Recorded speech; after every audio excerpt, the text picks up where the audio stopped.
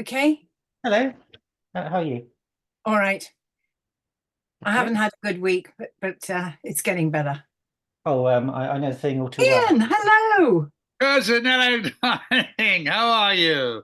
I'm You all look... right, oh man. I've been watching you and you look so sweet and adorable. What, playing with my hair, you mean? No, I watched the episode this morning Oh, yes, yes, right. What a and shock, we eh? both looked so sweet and nice. I know. Well, we were, weren't we? Yes, of course. We were Yeah. very sweet and nice. Yes, I know. Yeah. They're going, oh, my daddy's, in great trouble. You've got to help me. The old damsel in distress stuff, which we talk about at great length, don't we, Philip? On this, on these things we do, we talk about how times have changed, and now you'd be rescuing me. Mm. Yeah, I know. Yeah. I know. Yeah. Yeah. Yes, I'd be the black You'd belt be the and tough guy, and I'd be the helpless little creature. yeah, Quite I right. know. I Quite know. right. I know. You look wonderful. Well, that's very kind. That's very kind. I've been told that one should look at the green light because Well, then if you're you're, not looking I down. mean, I don't bother with that. Yeah, Um, exactly. it's whatever you find comfortable. That's Yeah, no. exactly. Yeah. So Um, have you done lots of your episodes of this? Yes, quite a few, haven't we, Philip? We've done several. Yeah, how many have we done? this will be number 7. Number 7, Oh, yeah. We're lucky one. working our way through the whole thing, I think. I think that's Philip's plan. Well, I'm game of you are. Uh-huh. Uh-huh. So are all the girls alive? No. No, I'm trying to think. Who isn't Philip? Gail Hunnicutt Oh, Hanukkah. died. Oh, she was lovely. Yeah. She Uh, died actually quite recently, didn't she? I think. yeah, Yeah, just yeah. a few No, months but she ago. was a good bird. Yeah, yeah. Good lady, Nice yeah. bird. Yes, Yeah, yes, yeah. yeah. Oh, I'm trying to think. Mike says Mary Tam died Mary Tam. a few years ago. She was She very young, wasn't she? she was very beautiful. Um, Yeah, Hmm. yeah. I think it's a few Kate people O'Mara, of course. Okay, Kate Amara. died a few Yeah, years ago. Yeah. yeah. Who else? Other Uh, than that, I think they're all fairly well. Yeah. yeah. Old Judy Geeson is in the American equivalent of Denville Hall here in LA. What's Um, that? Oh, sorry. The show. No, Denville Hall, darling. You know the old actors' home. Oh, sorry. She's in one. Oh, is she? Is she She's in the okay? American equivalent here in Los Angeles. Yeah, Okay. She was a nice girl, actually. Denville. Yeah, she's a darling, but Yeah. she whole thing ended up rather hard times. I don't want to talk about Yeah. that on Okay. No. uh, Absolutely. in case anybody's watching. Yeah. Catherine Harrison apparently is also gone. Yes. I think there's a few others that may be in ill health, and some just retire, fall off the radar. So some we don't Yeah, know it's lovely. about. It's lovely when somebody like you comes back up and says, "Yay, sure, I don't mind." Well, I've never had the balls to go over there, although I did do a film with Brian De Palma Mhm. called Femme Fatale, Yes, yes. and I played the bitch lawyer in that. Mm. And that was Was fun. that enjoyable? That was global. Yeah, that was a movie Yeah, with that was.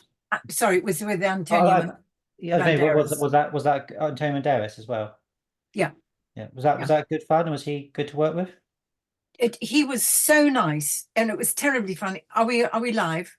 In a few minutes. But Okay, yeah, well, you people have log to on warn it. us. You have to warn us. This Oh, is yeah, the I know. yeah, He'll tell us. He'll tell us.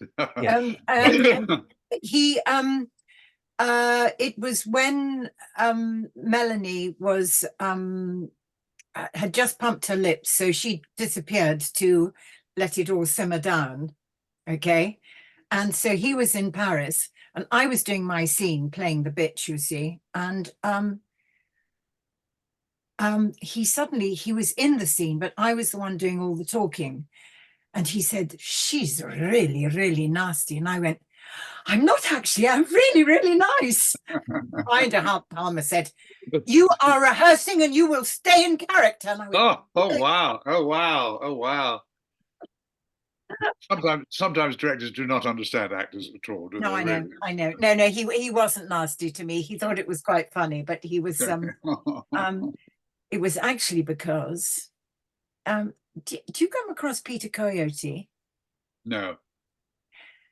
The only person who's behaved like a bitch to me in my entire career. Was him. Yeah. And of course, Brian De Palma had heard him say he wouldn't rehearse because Oh, yeah. all the boxes were on. And the directors are no fools. They're listening all the time. Mm-hmm. And so when it went wrong, do you know what he did?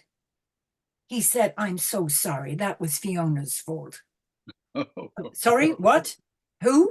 I mean, my God, when I think of all the grand people I've worked with, and it has been my fault, and they've never said a word. And he just said, "No, Peter, I just don't like the way you're doing it." Oh, good. Oh, good. Oh, that's nice, isn't it? That's Yes, very good. yes, Yeah, yes. yeah. I was doing a scene with Thierry Fremont, who's rather good. He plays sort of, can play evil baddies, French evil baddies. Yeah. I Okay. think we'll make a start, guys. Okay. So, We'll thank behave you. ourselves now. No, you can misbehave as much as you want. That's and swearing's encouraged. So, well, thank you very much for joining us, Fiona and Ian. It's very much appreciated. For those of the audience that wants to watch the episode along while we're talking, just want to take a moment to pause in the opening shot of the construction site, and then we'll do a countdown for 5, and then we'll press play together. So just want to do that for a moment. If you don't have the episode to hand, it doesn't really matter. The conversation will be fairly general anyway. Are well, we Mike- supposed to be? Are we supposed to be playing it? no, just as long as you I do sometimes have people that do that, but Okay. generally, as long as it's fresh in your mind from Yes, earlier, it is. that's absolutely Unless I fine. need to go to the home round the corner. Mike said that Elsa Martellini is also Martinelli, yes, she died. Yeah, Martinelli, yeah. Oh. she was another leading lady. Yeah, one of the Italian episodes. That one. Yeah. So I think we'll make a start. So let's make sure my episode's ready. Okay, so 5, 4, 3, 2, 1, and play. So the first question I had is for Fiona. I wondered how you got into the episode in the first place, how you ended up being cast. I think I auditioned. Mhm. I think I was with International Artists then, and they sent me for the audition, and yeah, so it was very easy. I mean, sorry, that sounds awful. It sort of just was, yeah. Yeah. Were you aware of the series prior to the audition of this, or maybe the original show with Roger Oh, Moore? absolutely, absolutely. And I met Roger quite a few times, he was always absolutely lovely. And I'm definitely not an international star. And whenever I was at a premiere or anything, there were extremely important girls around. He always said hello, always. Yeah. No, because I think it started to go out when I No, I think we filmed them all before they went out. I Did think. you? Well, I think so. Well, somebody will probably correct me on that, but I seem Well, to there was remember. an awful lot of publicity about us, about the filming and everything. Yes, Yeah. there was publicity about it, but I don't think any of them had gone out yet. Yeah. I just should mention an actor, Sam Kidd, who plays your father in this, Charlie. He's one of those faces that does appear in shows like The Persuaders, and he also had a little role in I'm All Right, Jack. So a good character actor. Sam Kidd was in every single. Sam Kidd was one of those actors who was in every single British war movie of the 1950s. He was in every British movie at any time. As long as Sam Kidd was alive, he was in it. He was just one of those faces who never stopped working. I was always surprised he took such a small role in the part in this episode, because he really was one of those faces that people welcomed. Yeah. Great, Yeah. lovely No, guy. he was lovely. Yeah, Do you he was in I'm everything, sorry. wasn't he? Fiona? He Yes. was in absolutely everything. Well, I've got a feeling. I'm sorry to lower the tone. He was in Crossroads. Yes, probably. Yes, Yes. I think he was one of those sensible actors who never turned a job down, like Max Kane. Absolutely, absolutely. He was very funny, and he was good company. We used to go out to dinner, on It was, you used to watch those old black and white movies, and there was Sam Kidd playing Yep. somebody loading the torpedo tube, or I was just or thinking bringing the that. captain a cup of coffee or something. So, yeah. Yeah, absolutely. Yeah, Oh, nice so man. we've just watched the squash sequence, and you're playing against a character called My Toby. goodness, he could run fast, couldn't he? Yes, very impressive. The actor who plays your squash partner is not credited, so I couldn't find who that is. But do you have any recollections of him, or? I just remember thinking to myself, this is such a joke, because I couldn't play squash to save my life. I couldn't play any. I was terrible at all ball games because I was nearsighted, and when you can't see the ball, it becomes a difficult thing to do. And because of that, I developed a hatred. When you can't do something, and Mm. people sort of think it's silly that you can't, you kind of develop a hatred for nearly all ball games. And there Yeah. I am in the squash court pretending to play squash and really not playing squash at all. Yeah. Yeah. Yes, of course I had to beat the man, and he had to be exhausted, and I had to be just fine. And yeah. Yeah. Yeah.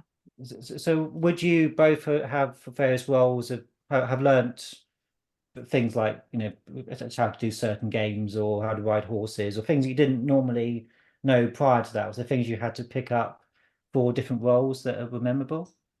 I always lied and said I could do anything. And I remember I hadn't written for ages, and I was supposed to do this film with Diane Chalento. So I went and did some riding lessons, which I had written when I was little. So anyway, we get on to into Hyde Park, and they're filming the horse going towards Hyde Park Corner. Well, you rein a horse in, and eventually the film car, just before we got practically underneath the arch at Marble Arch, said, "Tell it to stop."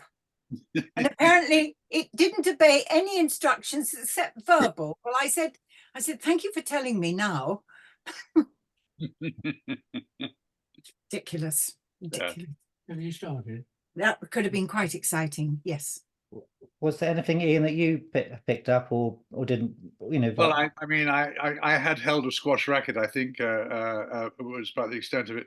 Yeah, I mean, I'm trying to think. The only thing I was taught during the Saint, which I was terribly grateful for, was scuba diving. Mhm. I was taught it by the stunt arranger, Les Crawford. And I did some diving on the show in tanks and in the Mediterranean. And of course, I wasn't a certified diver at all. But I got my certification when I came to California, and I got it then. But that was the one thing I learned that I didn't know how to do beforehand. Lovely thing to learn too on a Yes. job. Yeah. Yeah. Did either of you have any? Oh, sorry, Fiona. No. You've got that huge trench near you, haven't it? The divers that are really brave go down. Have we? I haven't been in that one. Yeah. The Sea trench. trench, right? Yep. We're just looking at the court scene at the moment. And Sally Leahy is Mrs. Stewart, so plays your mother, Fiona, in the episode. Do you both have any recollections of her at all, Sally? Of course, of working with her, but I think it was the only time I did work with her. Yeah. Yeah. It's a very tiny Of part. course, we've all worked with Sam Kidd. All those years ago, yeah. Yeah. And speaking of skills you might have picked up, did either of you have to do anything the way you had a fear of something, so heights or anything that did acting help you conquer a fear of some kind?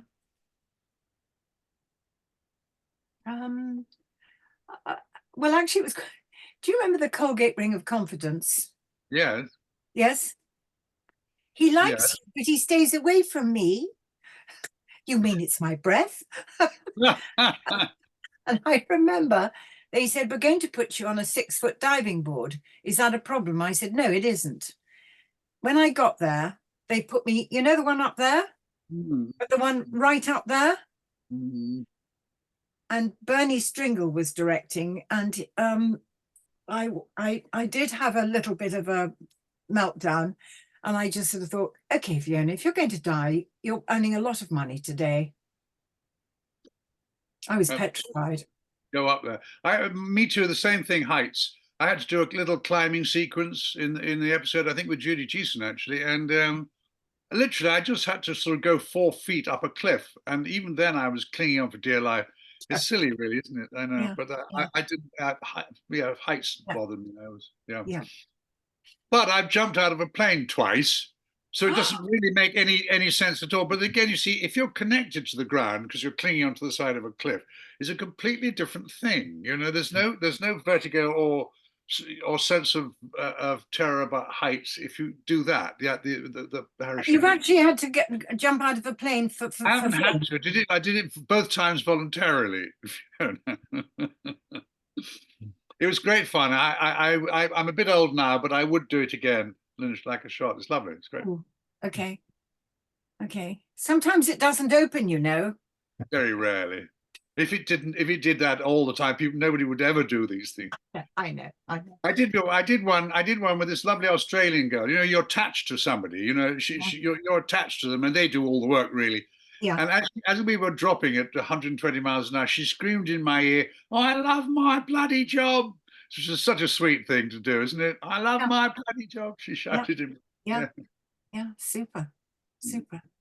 right. Come You on, just Philip. watched the boxing club scene, and the two wrestlers. I think it's worth mentioning. Terry Duggan plays Rex, the one with the moustache, and he did do some stunts in "If You Only Live Twice," and also he was one of the apes in 2001: A Space Odyssey. It's worth mentioning. And of course, the other one, the character Terry, is played by Jackie Paolo Jr., of course, of the famous Yeah. both wrestlers, him and his father. Ian, do you remember the two wrestlers? I remember Jackie particularly because I was always rather an admirer. We used to watch, we used to watch the Saturday wrestlings. I don't know if you ever did, Fiona, but my family and I used to watch it and have fun with it.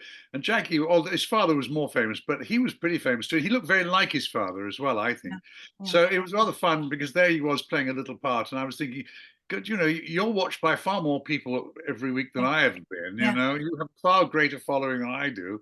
yeah, But yes, it was rather nice there. Yeah, yeah. yeah, yeah, yeah. And Fiona, I wanted to ask you why you wanted to become an actress in the first place. Um, I think I did a bit of it at school. And I enjoyed it. And I think I don't know. It beats being an accountant, doesn't it?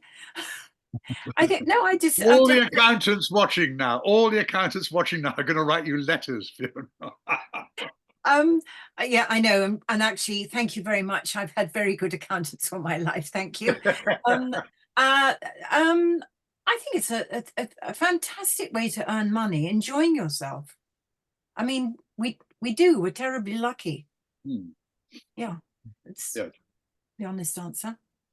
I mean, how Um, super, pretending to be this, that, and the other, and getting paid for it. Mhm, well, Super duper. yeah. Mike's mentioned that when Ian you did the skydive, it was with Colin Baker of Doctor Who fame. So you had just quite an interesting image, the Saint and Doctor Who going out of plane. It was Colin Baker's fault. I'd told this story before, I think, but Colin Baker, I was at a party and Colin Baker was there. He said, "You know what I'm going to do on Tuesday?" He said, "I'm going to jump out of a plane for charity." Oh, that's good. He said, he looked at me and in front of about 35 people, he said, "You should come too." And of course, I couldn't back down, could I really? I said, "Yeah, okay." Yeah. Then I did it again in the Sorry. States. You could ask me in front of 100 people. Yeah. Actually, hey, you did it twice, hanging on to somebody. No, the first time was on your own. We did it with the Red Devils, but that was it was called a static line where you don't have to do anything. You just jump out of the plane and there's a little string that attaches Yeah, your parachute to the plane and the string pulls your parachute open and then of course it breaks. And now yes, your parachute's open and you don't have to do anything really, you just float down. yeah, yeah, But the other one, it was a much more interesting one because the other one is called a free fall and you do it from about 13,000 feet. So you're actually free falling without your parachute opening for about a minute and you achieve what's called terminal velocity, which is about 120 miles an hour. So I've been 120 miles an hour, not in a car or on a motorcycle. Outside in the air, I've been at 120 miles an hour, which is an interesting feeling. I The think sad that's thing about it, fantastic. Fiona, is that when you look at the film, the lady or the person who's has a little camera on the end of a stick Yeah, or on the end of her hand, and she's filming all the time. and you come down, you feel terribly brave and cool about doing it, but then you look at the film, and all the time your cheeks, Fiona, are doing this Yeah, with yeah. the wind. So it's very unflattering. You don't show it to anybody. Anyway, enough about my parachute jump. Yeah. I like it. I had a question from Rick. He wanted to ask Ian whether you preferred doing the London episodes or the more exotic European ones. Oh, what a good question. I've never been asked that. I suppose it's 6 of one, half a dozen of the other. The foreign locations were lovely, but you know, you're living out of a suitcase in hotels, and you have to move every week. You know, some hotels were nicer than others. You're away from your family a lot of the time, although my family did come out and join me as often as they could. Um, I think I enjoyed the foreign episodes the most, simply because they were the foreign episodes. You know. And you feel you're on holiday actually even more, don't you? Exactly. Yeah. Yeah. I mean, Monte Carlo is better than the Southall Gasworks. I don't care what they say. We're just watching the poker scene now, and of course, this is very reminiscent. Well, the whole episode is of the Sting, and I suppose modern generations probably think of Hustle, Robert Vaughan TV series. Did you know how to play poker, Ian, or is this something you just sort of left, or? Yes, I did know how to play poker. I learned one thing as an actor about you never ever play with the stuntmen, ever, because they will always, not because they're cheating or anything, but they will always beat you and they'll take all your money away from you. Don't ever play poker with the stuntmen, or indeed with the crew at all. Actually, any of the crew, because they're better at it than you are.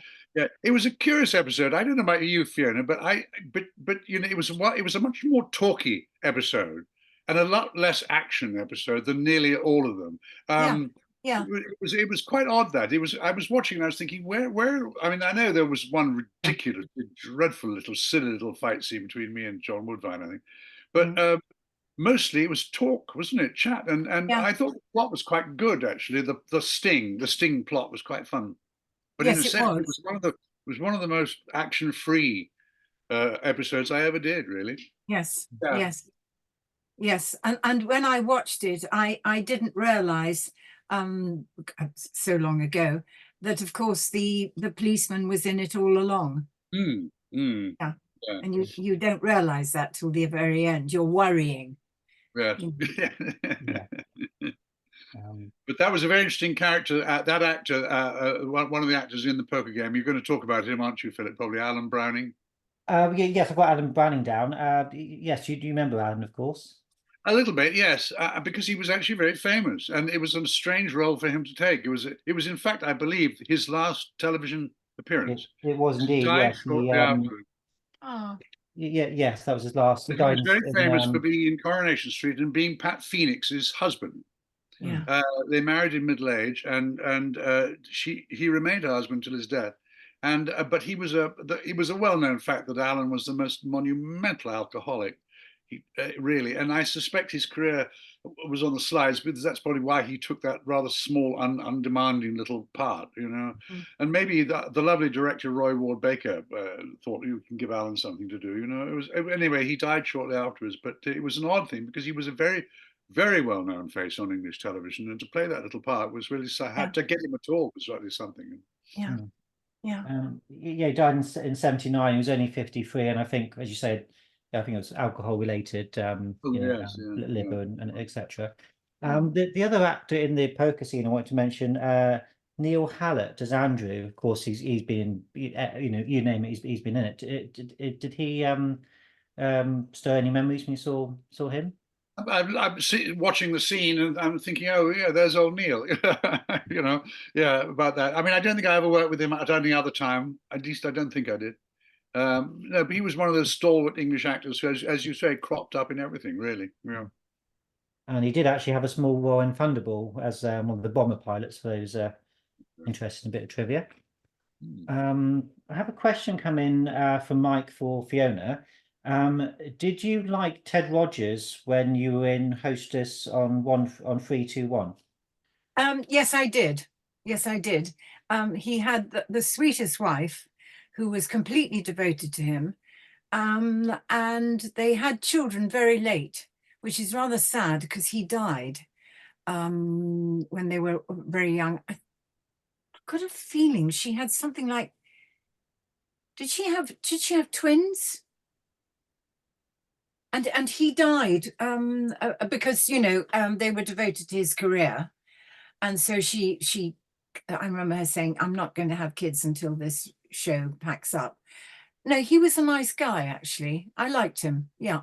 And why I took the job, they wanted me because Chris Emmett, who writes and works on radio a lot, it wanted me to be on it because of the sketches. I mean, I had a great time. I played Marilyn Monroe, Ingrid Bergman, and to change yourself into all these things. It was sort of the closest I got to variety, which actors, of course, nowadays don't get a chance to do that. So I did enjoy it. Oh, good, good, good. I was wondering about your portrayal of Sir Malcolm. I think it's very, I think it's very amusing. It's very fun character. Did you base that on anybody, or do any kind of sort of? Well, to be honest with you, Philip, watching it again, I didn't seem to do anything. I mean, I just played me. I didn't really. I mean, I had the lines, but I didn't do a funny voice or put on a funny face or anything like that. I thought to myself as I was watching it, I thought, yeah, you could have done a bit more with that, couldn't you? Really? But again, I wasn't encouraged to do that. Bob Baker didn't really want me to go to veer off into other characters at all. He didn't really care for that. So he just. Thank you for saying it was a fun character, but I think that's in the writing rather than in my performance. Because I think you play him a little bit posher than you do Simon Templar, and maybe a bit more sort of maybe a bit stiffer, a bit more civil servanty sort of. Yeah. Another one of those lovely ministers we love so much at the moment. Yeah, of course, yes. I was wondering, Fiona, how you approach characters. So do you just tend to go usually by the script or the text, or do you do lots of research when you're building a role? I think I get to know, I can't fix the character until I know the lines. So actually I'm a girl that learns the lines practically. I can go on set and know the whole book because I have to know it to fix the character. So I know it inside out, and then I know what I'm going to do. Yeah. But I always thought you were horribly underused, actually, Fiona, in that episode. You didn't have nearly enough to do, I thought. You are nice. No, I'm not. I'm not really, I mean, you were the girl that episode, and I just thought you were underused in it, really. I mean, you had that one scene with John when he's threatening you with his gloved hands and things, but you didn't have enough to do. I would have thought you should have had more anyway. Anyway, well, as long as you were happy, that's all right. Just get on with it. Don't complain. No, exactly. Take the money and run. Yeah.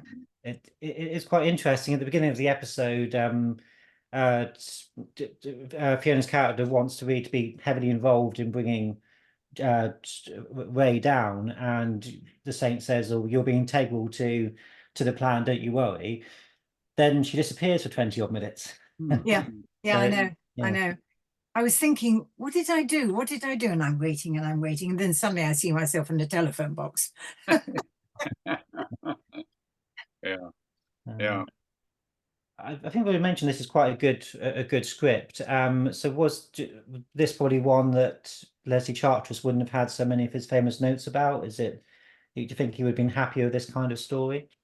Yeah, it's hard to know what Leslie felt about anything. He didn't have much admiration for any of the scripts, to be honest with you, as far as I understood.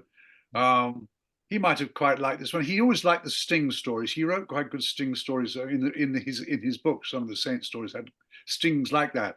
I remember there was a story in a book where the Saint, the sting was that you're doing something with money. You've got a lot of money in front of you on a table, and the other guy's looking at you, and behind you the window crashes down, the sash breaks, and you turn around, of course, to look at it. And while you're turning around, the money is switched for fake money, right? That's one of the famous stories, and of course the Saint does it, and the Saint doesn't turn around. But I wish they'd done some more of those. This is why I kind of like this episode, because I quite like the idea. I quite like the reverse Sting. Really, it's really quite a nice story from that point of view. It's not just driving fast cars and rescuing pretty girls. It's a bit more to it. Yeah, I think the poker scene is very fun, and the way the music comes in when you realise you've hooked him, and it's all quite yeah, you know, it's quite a sort of joyous sort of moment, really. Leon Griffiths was the writer of the episode and didn't do any more Return of the Saints. The only one, was it? Only the only one he did, yeah. Okay. But I did read that Leslie Charteris also had a lot of comments about the original show as well. So I don't think it was anything. It was just anybody that adapted his work whatsoever, I think. And I suppose as an author, you can kind of understand perhaps why he was Yeah. might feel that.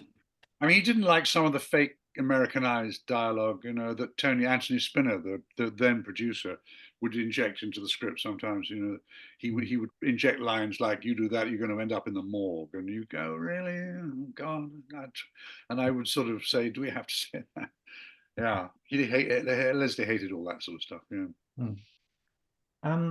So Fiona, you started your screen career with guests on things like Round Hopkirk, Champions, Department S. Do you have any sort of memories of those Oh shows? gosh, yes. Gosh, yes. I remember I was so frightened.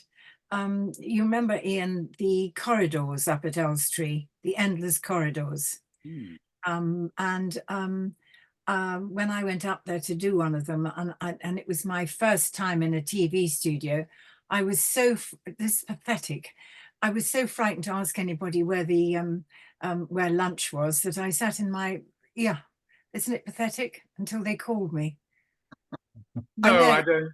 I think it's very understandable. Yeah, I was just terrified, and I didn't want to put a foot wrong, and yeah.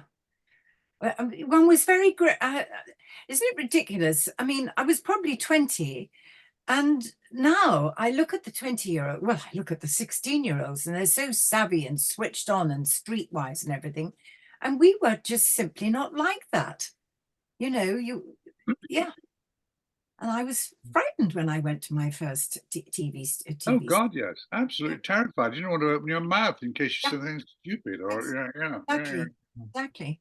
Hmm. I remember doing something with Anthony Hopkins, and Anna Massey was in it, and she was being very funny, and suddenly everybody straightened up, and Anthony hissed, the producers just walked in. Stop saying the jokes. Yeah, no, but I mean, I learned to be a big girl, and yeah. Where's the canteen? I'm off. Yeah. Yeah. Rather sad is the story. We've just watched the scene on Tower Bridge, and of course it would be a lot easier to probably shoot that in the 70s compared to say now. But even I'd imagine this is probably still quite own on a Sunday morning. Was it quite a nice location to work with, sort of in London at that sort of time? Yeah, it was always those shots are on public streets. You know, you know, particularly on big streets like that, you couldn't close off traffic or anything. So they were kind of stolen shots, really. You know, I mean, we had a skeleton crew. We didn't want to disturb anybody. Obviously, the police knew we were there, and we had permission to be there. Unlike some of my little low-budget films I've done in the past, where we stole the shots and nobody knew we were doing it. We would all got into terrible trouble if they'd found us. But those shots were always difficult because they were done in a hurry. And you never quite knew, you didn't control the situation at all, you know. And I was preferred it when we were in a control situation where you knew what was going to happen. But yeah, they were okay. I mean, you know, they're mercifully short, but I think they add to the fun of the show. Shots like that, I scenes thought like it was that, a super because scene. you get out in the open, you get onto a London landmark, and you're obviously there. There's no CGI. This is years before CGI, so it's all real. And the cars driving past are real people going to work, and you know, the buses going by are just real buses. There's none of it's directed. You know, yeah. And Fiona, did you like working on location in London? Yes, Places? always. And I played a policewoman a couple of times. And if you're in police uniform, you have to have real police with you. And that was always quite amusing. I'd like to have seen you in police uniform. What did you do? Remember what it was that you played in police uniform? It was something with, oh God. Oh, Fiona. Yeah, I know. But I just always remember, and because I was surprised. Yes, because I thought that I thought they were actors. They Oh, said yeah, they were- they yeah. were real policemen. Well, Yeah. you know, because I came out of my cabin getting made up. And I, oh, hello, you know, what are you doing? What, etc. No, no, we are the police We because, are the police. yeah, Make sure you yeah. don't go running and But I arrest mean, us. nowadays, I mean, what was it, 6 months ago, Tom, or whenever, Tom Cruise shut down half of London. Yeah. They I could do that mean, now. yeah, Yeah, you have the power. I know. Well, we did. I mean, we obviously we could shut down streets, but if they were quiet yeah. streets and things like that, we could do that. But other than that, no. Yeah, yeah. Apparently you have to pay the right people in Soho. Sure, that's true. Yeah. So Fiona, we were saying about guesting on shows at the beginning of your career. Yeah. What was it like now, as you're more established around about this time? What's it like guesting on a show like Return of the Saints? I suppose you never quite know what the experience is going to be, so you're always a little bit apprehensive about joining a new team. I mean, no, they're so welcoming. You know, they want it to be a success, so they welcome you. I mean, I did lots of sort of the bird in the episode, and they want it to be a success, so of course they make you very welcome. It was good. No, I enjoyed it, and I worked with a lot of delicious men, as you can see. Yes. Do you have sort of favorite leading men that you've worked with? Sort of Oh, you can't ask her that. well, Apart from me, Fiona, right? apart from you, yeah, apart from you, Ian, yes. Can I tell a naughty story about you? No, it's not a naughty story. It's terribly funny, actually. Um, I came with Oliver, my husband, to see you in a play. And you know what it's like when you go to see somebody in the West End. They're a mate, and you want to say something nice, and you opened your stage door and you said, "It's fine. I know the play is shit." So Oliver and I just went, "Phew, that's over with." What on earth was the? I can't remember what You were that play. doing it with Stephanie Beacham. Oh, I know. It was Happy Family. Yes, it was Happy Family. Stephanie Beacham. Yes, Yeah. yeah, Yeah, no, yeah, she was lovely. Yeah, yeah. yeah. But it was terrible. I just loved the way you said it. You know, don't bother being nice about this. I mean, when you're in a play, you've got to run for a certain number of weeks, and you know it's not good. Is that soul destroying, or did you find ways to kind of sort of get through that? Well, I think I'm going to say to Fiona now, I actually liked Happy Family, and I probably Oh, said that to everybody just in case they hated it. oh, right. Okay. All right. That's all right. No. I've, you know, I've But gone it in with wasn't two left everybody. It feet. wasn't. Listen, it wasn't everybody's favorite. Mariah Aitken loved the play, and it was her Yeah. first directorial effort. It was the first Yeah. time she directed Okay. it as a producer as well. Yeah. And she put it on, and she loved the play. And of course, we emptied, and nobody came. It was one of those things where it was one of those plays where it was a revival of a play that had done reasonably well when it was first written. I thought it was very interesting, and I had a lovely time doing it. I also got some of the best reviews in my life I got from that play. You So did. I was quite pleased about it. But I was aware that it wasn't everybody's cup of tea. So you know, rather than have to face the actor or the mate coming in and saying, well, what about you then, and that sort of thing. I would sometimes. It wasn't you or Stephanie I was criticizing. I wasn't that keen on the play. No, a lot of people did not like it. A lot of people hated it. Actually, they really did. Yes, No, I I didn't know. hate it. It just didn't. Yeah, Yeah. it was a strange, uncomfortable play, but Yeah. it was one of those ones that I was, you know, didn't do me any harm anyway. Anyway, how fun! What a nice story. I like it very much. Thank you. And Fiona, have you ever been in something where it didn't gel and you had, you know, sort of similar situation, or? No, my situation, I can say it because my mother's dead now. I was in No Six Please Were British, and I was the girl who had the whizzers on the tits. Do you remember? You press the thing and yeah. And I put her in between somebody called Victor Montague and somebody called Richard Needham. Ring a bell? Yeah. And I think you might have been at school with Richard Needham. And so I put her in between the two of them. And they said, when I pressed the thing and the whizzers went, I was perfectly decently dressed. There was nothing, and it was a light comedy, No Sex, Please, We're British. There was nothing wrong with it at all. And they said that the best part of the play was watching her face. She came round the back and she said, "Why do you have to play a whore?" Bless her heart. I love her. That's funny. Yeah, I know. There you go. I was in the movie of that, you know. Were you? I played Sam Williams' part, you know. Ah, They made a movie with Susan Penhaligon, and it was yeah. Ronnie Corbett played the lead, and Yeah. Arthur Lowe and Beryl Reid. Oh gosh. Yes, yeah. It was great fun. Yeah. Yeah. No, was it a good little romp around? The one that play ran what, 10 years or 11 years in the West End? Yeah, and I lovely Mia Farrow's mother was in it with me. Right. Oh, fine. Maureen O'Sullivan. Oh, yes.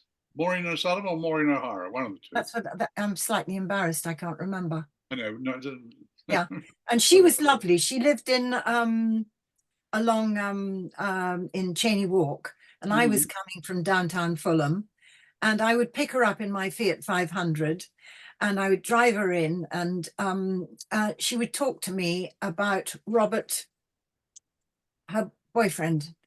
She found love with, oh God, the Magnificent. He was one of the Magnificent Seven, wasn't he? Robert? Not Robert Vaughan. No, No. he's a huge American actor, and they were going to get a place in Martha's Vineyard, and she said, "You know, Fiona, to find love at my stage in life, at my age," and then he died. She said, Oh, yeah, but she was so nice. She was just lovely. She was heaven. Michael will tell us. Who's going to tell us who? Yeah, because I got it wrong. I'm terribly sorry. Tell us who the mother was. I'm looking at the messages. Yeah. Okay. I saw a clip of the film No Sex, Please, We're British recently on TV actually, and it was a scene of you and Ronnie Corbett trying to destroy some of the film, I think in the sink or something like that. What was Ronnie Corbett like to work with? He was a darling. I loved Ronnie Corbett with a passion. He was the sweetest, nicest, funniest man I ever knew. He really was lovely. I used to see him occasionally at Denville Hall. We used to go and visit people at Denville Hall, and Ronnie was usually there too. He was lovely. And you know, he got the part. They offered it, as you know, you did it with Michael Crawford, didn't you, Fiona? No, I was second cast in, and right. I'm terribly sorry, I can't remember. Doesn't matter. But Michael Crawford created the role. Yeah. And took that, and by the way, he sort of created the character he played in Some Mothers Do Have 'Em was sort of created by him during on No Sex, Please, We're British. It was the same kind of character. Yeah. And but the story has it that he was offered the film, but he made all sorts of other odd conditions, like all comedy had to be cut except unless it was his comedy and that sort of thing. I mean, I don't know if this is true or not. I don't want to libel the man. Because he was up the road in Billy or something while I was in it. He'd moved on to that. Yeah. Right. But anyway, he made all these conditions and the producers said, no, well, I'm sorry, this is, we're not playing those. And so they offered it to Ronnie Corbett instead, who took it, and being a consummate professional and a very funny comedian, I think was wonderful in it. Very, very funny in it. Yeah. Yeah. And Susie Penhaligon was lovely in it, and it was a fun shoot. Yeah. Just going back to a bit sort of more towards the beginning of the episode, we have Derek Martin and Jackie Piper as Ray's assistants. Jackie plays his secretary, and Derek is uncredited, but he's sort of one of the sort of a heavy, I suppose, that never actually has any action. Have either of you encountered either of the actors in anything, or anything? No. No, sorry. That's okay. Always worth asking. So I wanted to mention Alfie Bass. What it was like to work with Alfie. Go on, Fiona. Oh, well, a bit like Sam Kidd. I mean, he was one of those people who popped up everywhere, and he was so genial and so naughty. He was just Alfie, and everything that was it, wasn't it? Yeah. Yeah. He was he was a one-off, Alfie, and because of that, he never stopped working. You Yep. could all find things for him to do simply because he was Alfie Bass. His performance was always the same, and that's what all good actors really do. Is they play themselves, and that's what Alfie did. Sweetheart, and very nice man, and a lot of fun, and just got on with it. It was always nice to have people who knew what they were doing and just came on and just did the job and knew the lines and didn't bump into the furniture and just did it. And Alfie was just one of those. But Alfie always brought a little extra something, didn't he, Fiona? Yes, yes. I mean, he knew exactly. He knew the tempo Yeah. always. Yeah, he was terrific. I I agree. Yeah, nice man. And he did appear in a consumptive Italian that sees a coffin going down. It's in Venice, and it's a coffin going down the canal, and he decides to give up smoking at that point. So so it's quite a good little funny moment in the film. Rick's asked Fiona how you found working with director Roy Ward Baker. Charming. Really nice, really easy. I like directors who are precise with their instructions. No, he seemed happy. He seemed to like what I was doing. Yeah, no, he was very easy to work with. Lovely chap. One of the gloomiest looking men you've ever met in your life. He hardly ever smiled, and you always thought he was terribly unhappy. And in fact, underneath it all, he was laughing like a train. But he was a lovely guy. But until you got to know him, am I right, Fiona? He did look gloomy and glum all the time. Yes, He looked as though all the world's troubles were on his shoulder. I know. And he wasn't like that at all. He was fun and he was highly professional. He knew exactly what he was doing. He directed several Saints and a couple of movies I was in as well. So I got to know Roy quite well. Yeah. Yeah. He did two Return of the Saints, and unfortunately, yes, his hero was the other one that he did. I must mention the sequence when you're dictating the letter to Fiona, and there's some really good sort of, again, it's what to get the woman to do, answer the phone and receptionist sort of thing. But there's really good chemistry, I think, between the two of you. Have you both been in situations or stage, film, etc., where you haven't had that chemistry with a co-star for whatever reason? How do you kind of sort of get around that?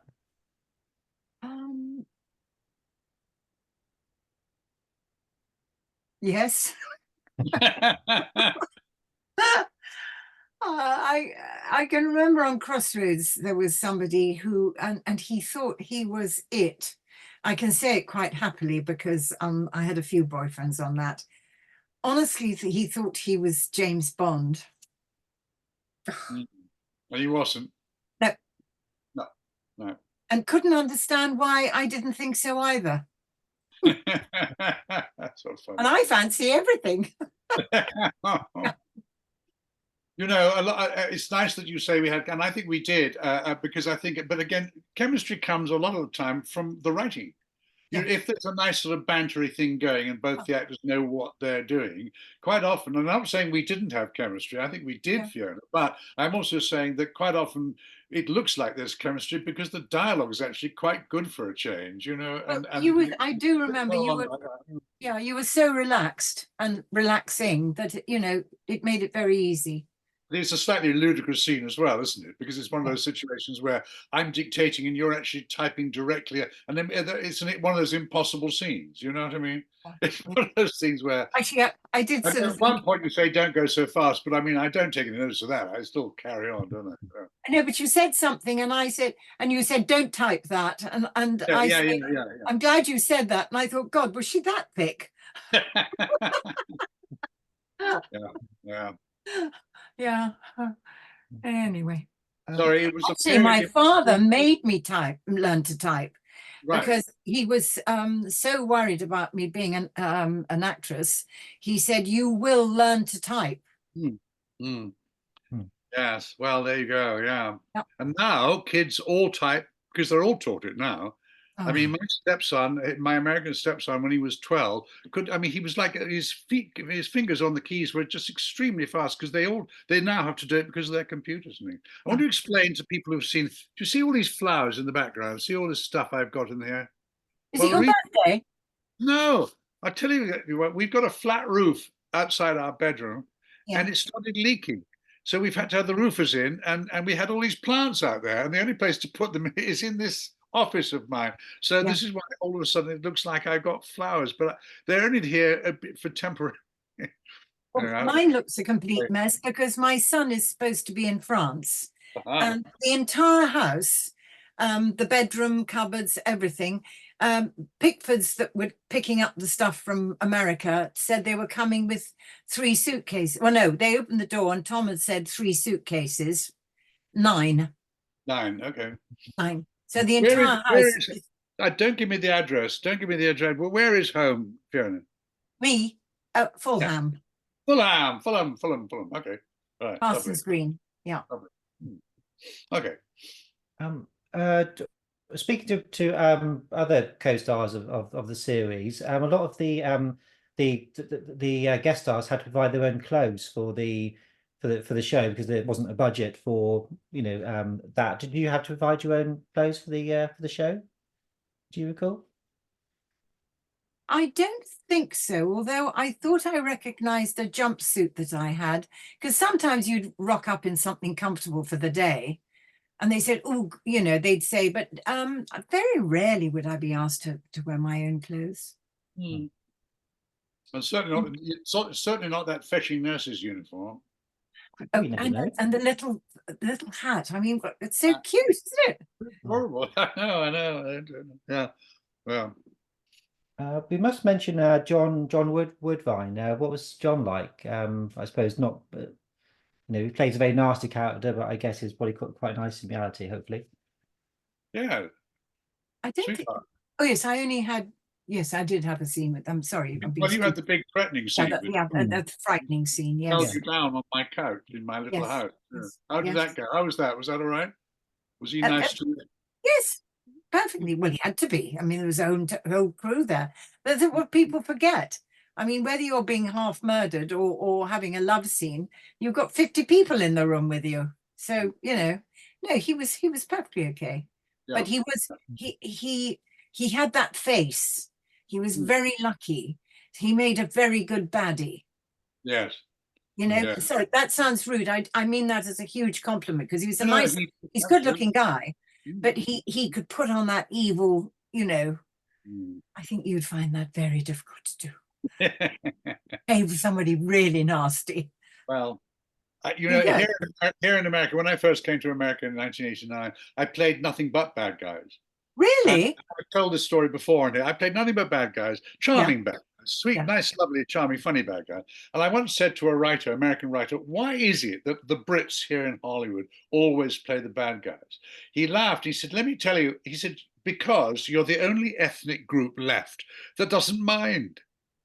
Everybody else now finds it offensive. He said, but the Brits, for some reason, and he said, Yeah. we love that. Yeah. The Brits actually enjoy playing bad guys. Oh, And I said, yeah. well, the parts Yeah. are usually rather good. And he said, exactly. He said, but he said, I cannot tell you one after the other. You can't have this group, they can't be bad guys anymore because they've Yeah. used to be bad guys in the past. I think probably the reason was in the old days, they always used to be the bad guys. And they Yes. got sick and tired of it. What are you painting us as?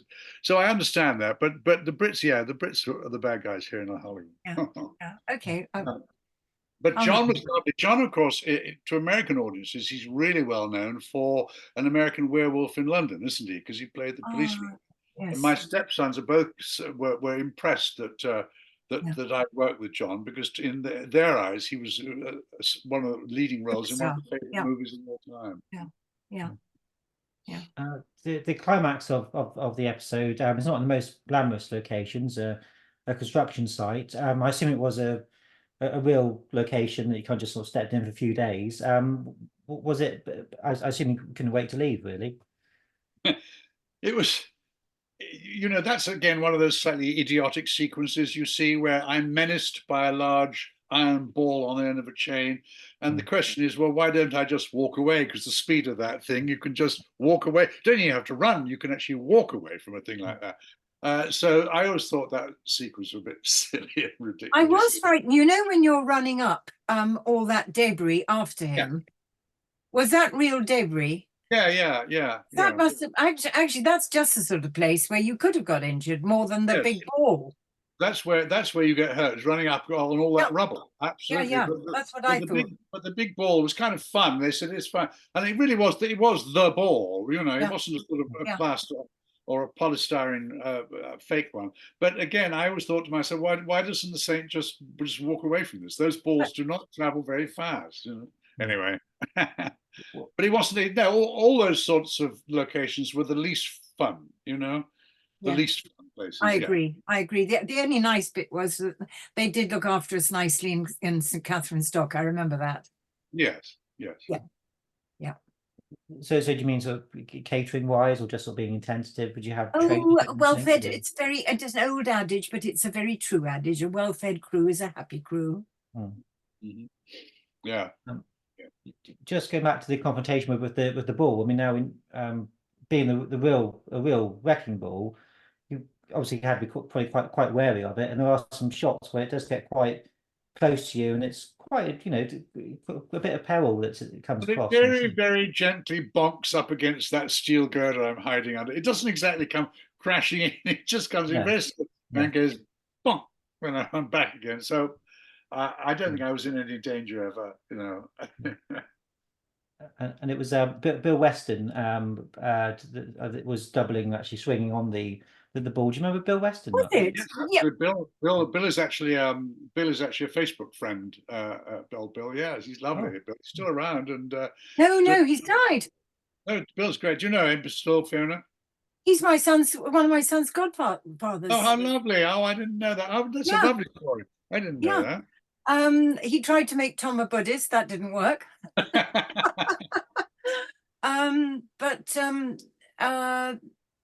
No, he's a terrific guy, Bill Weston. I think he's one of the best stunt. Well, of course I do, because he's my mate. But he did the fight scene with Grace Jones in the Bond film. Yeah. View to a Kill. Yeah. Yeah.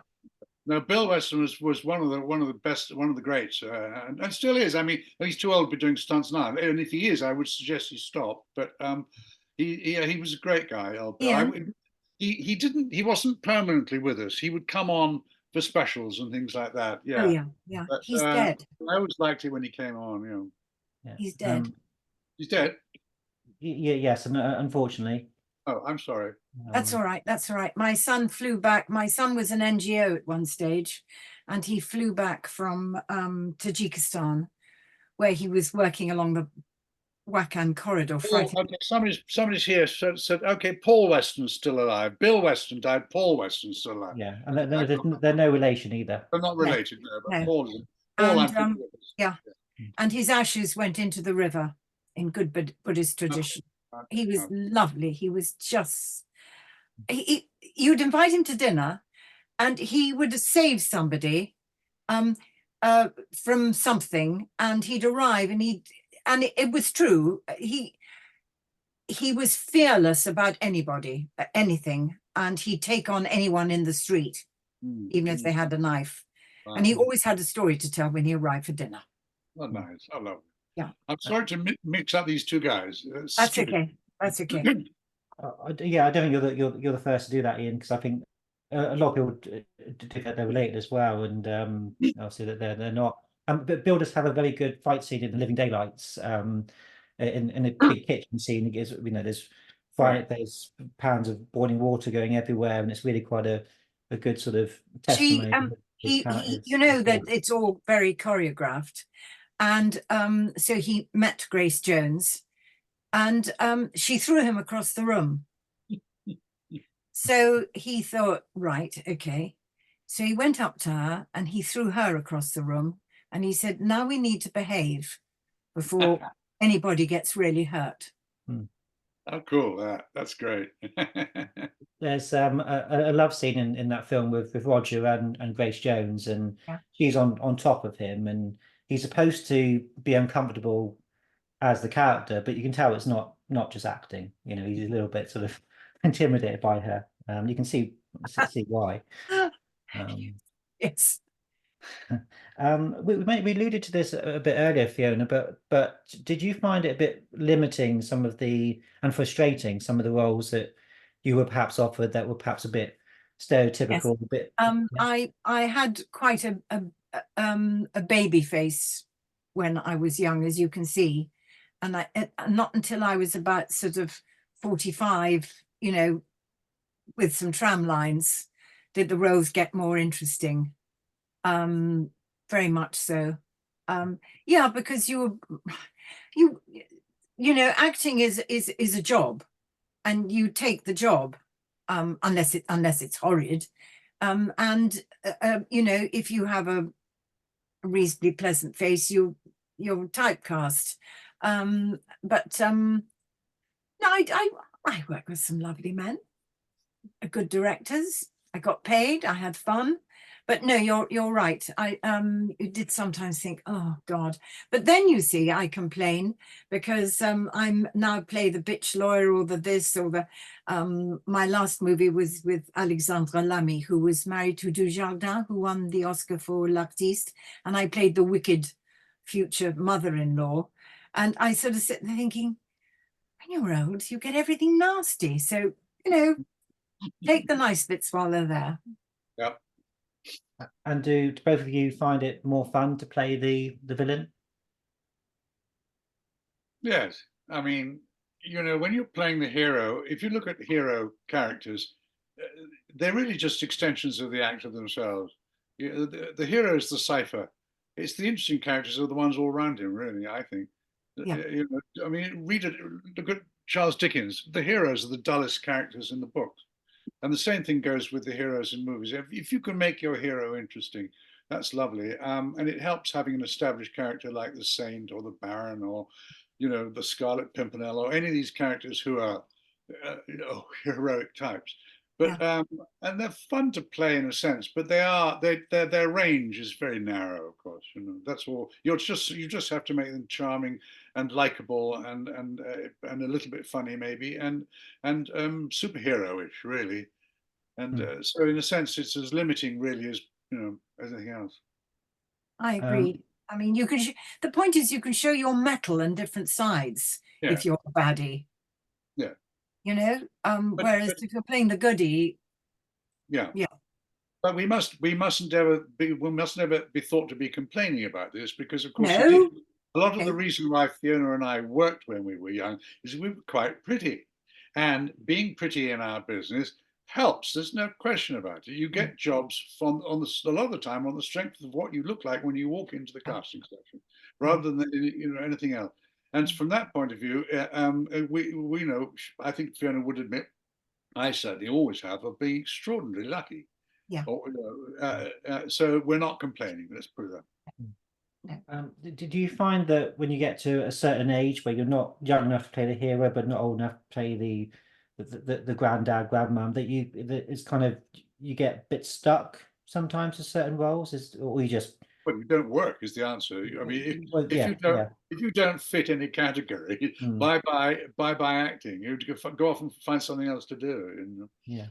Yeah, I mean, I don't know about you, Fiona, but I mean, it's a truism, isn't it, that there aren't very many old people's roles, and the few that there are usually go to very well established actors and actresses, and unless you are one of those, you know, the work gets less and less and less, and you have to accept that. There's nothing you can do about it. Yeah. You can't moan and bitch about it because you've had a damn good run, and if they don't want you anymore, well, that's okay. That's all right, you know. Yeah. And the nice thing is, though, that when you are offered something, because you've got history, they're more likely to give you the role, you know, and you the role because people are going to recognize us and go, oh, you know, do you remember her in so and so? And they can see that you're in this, you know. Whereas, so you do have an advantage because you're in people's memories. Yeah. The last couple of actors I want to mention in the episode, Stanley Meadows, of course, Inspector Ashton. Do you remember Stanley Meadows at all? Sorry, you froze there a bit, Philip. Say that again. Oh, sorry. I was going to say, do you guys remember Stanley Meadows, who played Inspector Ashton? Yeah. Yes. Nice. Again, one of those English faces that turned up a lot in movies. You know, it was a nice role for him. I thought. Yeah, he's a nice guy, and very good at his part. You know. And he could play a baddie as well, though. He was quite lucky. Well, we 'cause he- thought he was, didn't we? All the yes, way we through. did. Yeah, yeah. Bent copper. I think so much of the jeopardy when John is up is that you think that Stanley is, of course, on his payroll, but when you watch it again, you realise that he would have protected you. But it is quite a harrowing scene to watch. I think you really do sort of worry, I think, for your character. Last actor I wanted to mention is Paul Maxwell, who plays the American Buzz Webner, who wants to buy the bridge, get in on it. Do you either of you remember Paul at all? Yes. Yeah, there were a whole one there, Fiona. There were a whole bunch of expatriate American and Canadian actors living in England, and they never stopped working because they played the American, mostly American. Yeah, Sometimes they were needed. Yes, and they were needed, and they had very nice careers, and they went on forever. And Paul was just one of them, and he was a very nice man. And this would have been just one in a long line list of jobs playing the American. You know what I mean? Yeah. Good guy. Yeah. Yeah. Very Again, pleasant. one of the things you often ask Philip is, what was it like? What were they like? And the answer is nearly always the same, isn't it? What a nice guy and a professional, all the rest of it. And that, I suppose you're longing one day for one of us to say, oh God, he was an arsehole. He was a dick. He was horrible. I couldn't stand him. I have to say, I'm not sure that day will ever come, because Because you've got to get on with people. There's Yeah. got to be an atmosphere, and you're producing something. And if somebody's horrid, then you're not going to be asked They again. don't work. If they're horrible and they don't know their job, they don't work for very long. And that's the answer. Is the people you see on shows like that show would all have been, we worked for you, probably were well known, but to the producers, probably to the directors as well. Oh yeah, let's get Paul Maxwell, let's get so and so for that, let's get Sam Kidd, because they were well known and they knew what they were doing and things, and there wasn't, also, as you know, Fiona, there wasn't time to spend hours directing an actor.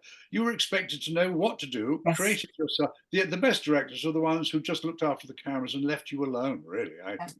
Yeah. Particularly on a show like that, there wasn't time for anything. So really, they would always employ nice, friendly, and professional people. But one day, I'm very disappointed, and I really mean this. I think you'd have been a super James Bond. Oh, well, you are sweet, darling. I No, never. I really mean it. I don't You think were I had. pretty. I don't think I had the weight for it. Really, I didn't. Oh. Oh, I, you did. I suppose it wasn't. So go on, Ian. No, you were saying something. Oh, I was just gonna say, I suppose it wasn't back then. It wasn't the days where you sort of super worked out in a way that, say, Daniel Craig does for Bond. No, I mean, when I look at what I looked like then, I was so ashamed of the fact that when I knew that I was going to play this character, that I didn't go straight to the gym and start building up some musculature. But I didn't. But we didn't in those days. Those men did not do that. If you look at Clark Gable in Mutiny on the Bounty, he looked just like I did. He didn't have any muscles, and I should have done. But again, it would have helped if the producer had said to me, something, Ian, it might be a help to go for the next 6 months, go to a gym every week and build up something. And I wish I had now, because now, quite honestly, the physique looks ridiculous. I mean, skinny little idiot. I don't have. I think some of them overdo it. I'm not mentioning names, but I think we'll leave it there. You can overdo it, but I mean, it's not terribly believable when I go up against a hulking great giant of a man and I go chakung and he falls over. You go, okay, come on, make a bit more of it than that. Although my son has just become a second Dan, and he's got a figure like yours, slim and tall. Right. Yeah. Well, yeah. I wouldn't take him on. No. Yeah. I suppose part of the point of the Saint is that he can blend into any environment. So therefore, if he was kind of this big built like a Brit person, it perhaps would go against. Well, Roger, you see, Roger Moore was massive compared with me. You stand me next to Roger, and he was 2 inches taller than me and much broader shouldered and much more of a physical person than I was. This is why I've always said that I would have had to have really worked hard at doing something about it if I'd ever got Bond, because I wouldn't have found myself believable, let alone the audience would have found me believable either. Because you definitely got the voice for it. A terrific voice. Oh, bless your heart. Thank you. Yeah, and it's got better and better. It's Deeper, good. deeper, older and Yeah. older. Super. Fiona, I wanted to mention a film you did. It had different titles. The Undercover Lover, License to Kill and Love, The Man from Sex, like Uncle SEX, but an acronym. Right. This is really embarrassing. I've seen the trailer. It doesn't look like the best film, admittedly, but it's Right. got Gareth Hunt. Can I verge on the edge here? Absolutely, yes. All right. Ian, I had been married for 2 years when I got this role to my first husband. And my name was Carlotta Muff Dangerfield. And I didn't know what it meant. Say that again. I'm not saying it again. You say it again. Go on, you say it. Go on, tell him what I was called. Philip, you do it because I can't. Do you say Carlotta Muff Dangerfield? Carlotta Muff Dangerfield was my name in the film. That's funny.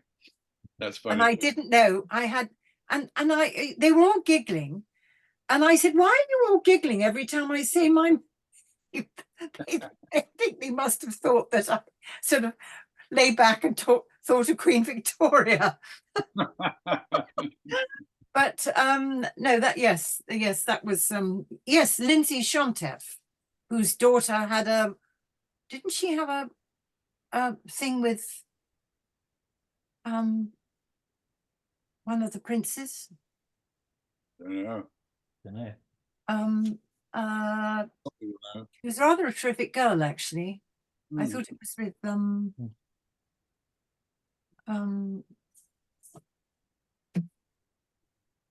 what's it? Oh, sorry, Fiona, Right. come along.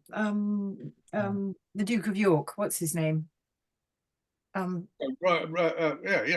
Thing. Yeah, Thing. The one who's in disgrace. Andrew. Yeah, I think she had a slight thing with Andrew, I think. Oh, funny. But it was Lindsay Shontef making money, and Gareth Bond played. Gareth Hunt played whatever a sort of Bond character. It was supposed to be a spoof. And he was, of course, was in hysteria that I didn't understand my name. And we had a very famous girl as the wardrobe mistress. Who's that? Jane Stonehouse, daughter of John Stonehouse. Yes. Yes, Who was right. a super girl. Yeah. She was Yeah. great. Was Gareth nice to was he a nice person to work with? Do you have any memories of Gareth? Yeah, absolutely. We had lots and lots of laughs. But the biggest one is, of course, when the crew laughed at me. No, he was very easy to work with. I was wondering, because of course the Return Statement was based at Elstree. Do you like Elstree as a studio, Fiona? Yes, once I got the nerve and I knew everywhere that I was going to. And the thing is that you always met somebody in the canteen and sort of almost led on to another job, didn't you? That particularly happened at sort of the BBC and down at Pinewood. It was a great place to people saw you and were working, and so you were in their brain. You often got a job from just being there. Yeah. And you both, of course, have kept in touch over the years, but have you ever worked together on anything else, stage or No. Perhaps we could play this sort of what was it? He was lovely, married to Natalie Wood. What's his name? Robert Wagner. We should do a police series. Yeah, the same thing. The couple that sorted out. Right. Yes. I did talk to Robert Wagner last year for one of these things, and he's such a nice guy, isn't he? Yeah. He's just lovely. Yeah. I see him very occasionally here. He's a great friend of Millie Martin's, and he sometimes because Millie, of course, was a great friend of Roy Kinnear's. Right. And I worked a couple of times with Roy, and that was just yeah, because he died on that working on that film, and it was a bloody disgrace. Yeah. So that's why Bill Weston was involved in the fact that you and I cannot make the decision when they say, "Oh, the light's fading. Go on, honey, get on the horse and go." They can't do that. The actor cannot make the decision. Right. Because of course you would do that because you didn't want to annoy the director. Yeah. You know, so he got on the horse, got injured, but he shouldn't have died. But that's another story. Yeah. I know we talked about that, Ian, haven't we? Sort of how safety has changed over the years, and I spoke to Annette Andre, and she was on a funny thing happened on the way to the forum, and that was Richard Lester directing, and she was saying that I think directors sometimes can get just carried away with wanting the shot, and it's the same. There was a kind of accidents on the James Bond films, and where people, they're just not thinking, so therefore you need all those systems in place to avoid those awful things happening. So just to wrap up, what do you guys feel about the episode? Did you enjoy watching it again, and do you think it holds up? Yeah. Oh, I hate watching myself in a way. Do you know what I mean? I mean, I looked at it and I thought, "Oh, come on, grow up." You do you know what I mean? But people were like that. I mean, well, you've seen from the Carlotta Muff Dangerfield. That's what I was like. So, it wasn't made up. Yeah. We were innocent, but the innocence has gone out of life now. So it was a different era. But no, it's still charming. Yeah, and it's quite a funny story, actually.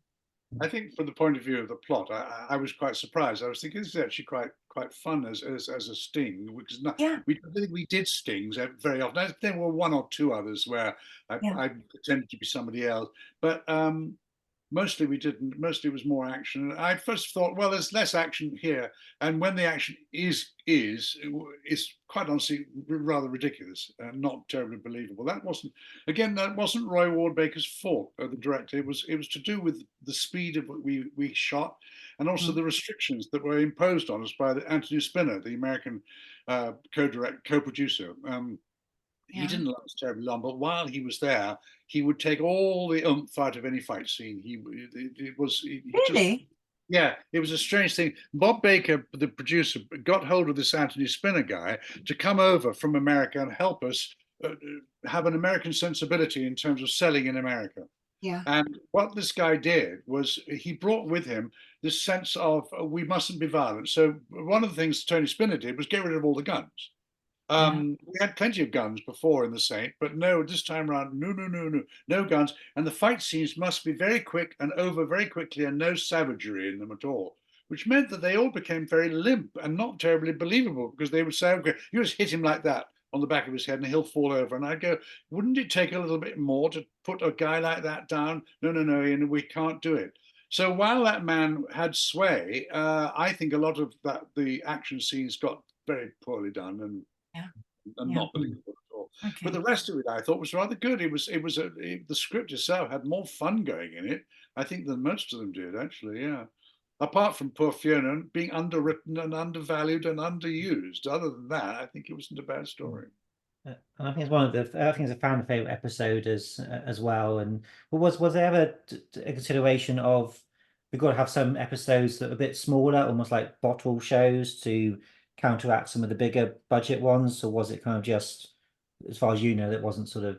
I wasn't aware of anything like that. I mean, no, I wasn't aware of that. If there was a plan to do a talkie show and then an action show and then a talkie, I wasn't aware of that.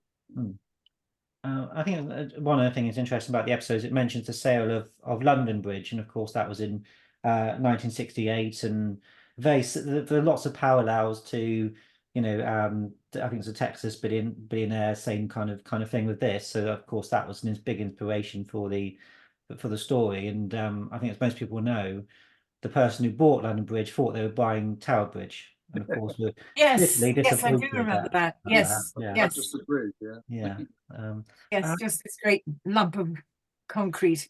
Yeah, nothing pretty.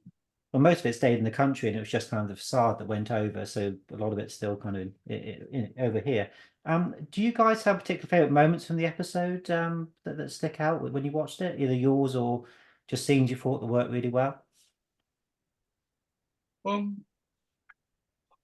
no, I mean, I just thought the whole thing was quite effective, actually. Apart from, as I say, apart from the action sequences, I thought it was quite effective. And Yeah, and quite nice. That I mean, there was obviously a thing going on between me and the Saint, yeah, but it was all done by suggestion and looks yes. for a change. I mean, it was one of those episodes where obviously you were my then girlfriend. Yeah.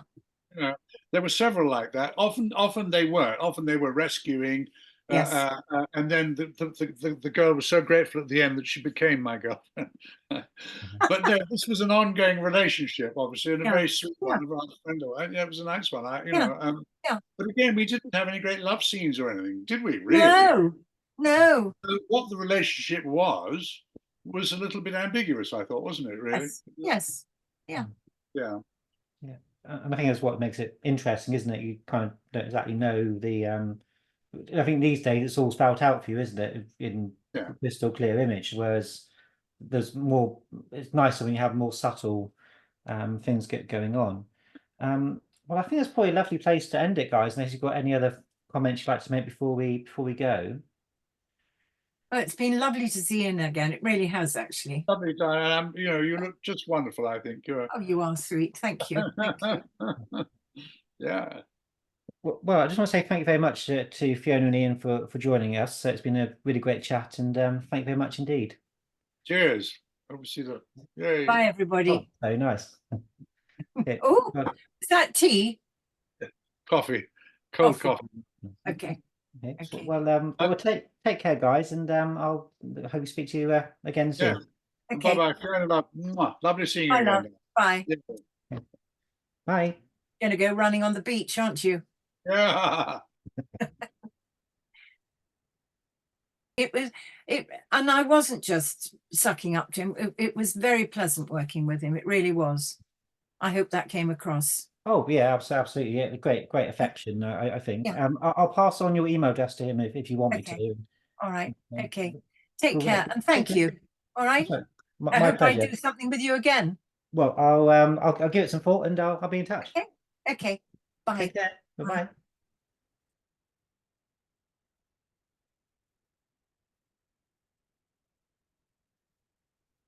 Okay, so thanks guys for joining us. It's much appreciated, and until next time.